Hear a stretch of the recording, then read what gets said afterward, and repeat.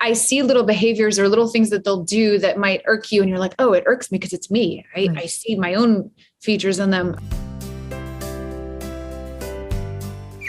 How did you survive those first few weeks with a newborn, like that newborn haze?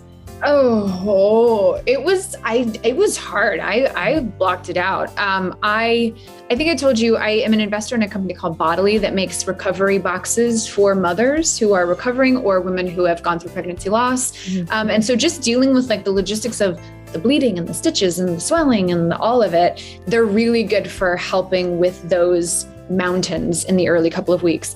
But otherwise, you just there's no other option. You just got to get through it, you know, especially with a baby who's feeding. Like I wish I could have handed my children off, but I couldn't. So you just, you grind through it. And it's amazing how your body and your mind kind of makes you forget those early days. It's funny how you biologically don't remember how difficult it is.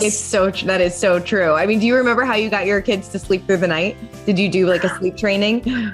No. Oh my goodness. We tried, but we were traveling so much. I was filming with both the kids. I went back to work when Hank was 2 weeks old. So we were traveling. So like a sleep schedule was just not even on the table. But Hank slept through the night for the first time when he was 15 months old.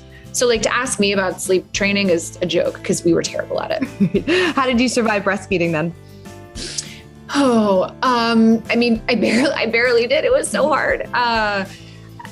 Ice packs and boob pads and milk catching devices and lots of rubbing out lumps. And it was honestly really kind of a dark, gross experience. Do you remember the first time you saw yourself in your kids?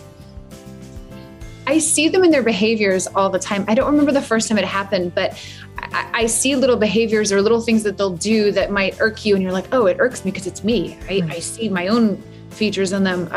I don't remember the first time, but I see it play out all the time.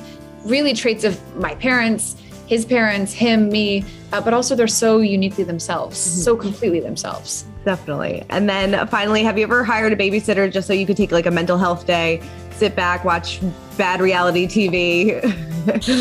I haven't. We are in an incredibly fortunate position where we have a nanny who, when people say like, how do you do it all? You do it all because you have help. Otherwise it's really, really difficult. I'm not cheating the system I'm not like a super person by doing it all. I have a lot of people around me who are really wonderful.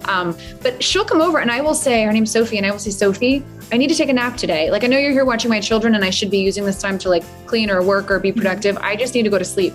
And I will do that often. So that to me is kind of my mental health checkout. And I do it quite a bit. As you should. You all need time for yourself.